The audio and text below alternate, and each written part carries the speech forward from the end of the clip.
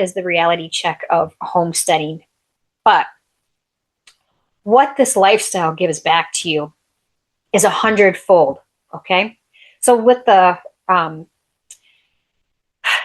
it really just makes you feel better when you work really hard. You're actually doing like real work. And, you know, I love being on a computer, and that is work to me for sure.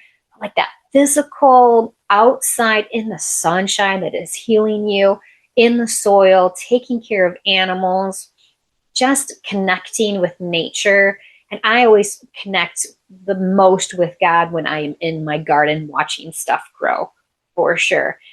That real work really sincerely fuels you spiritually and physically, and health-wise as well, because that sunshine and those microbes in the soil are just feeding you and making you feel better. Again, you get a deeper connection to the land and the seasons. You appreciate the moodiness of the area and the seasons that are always changing.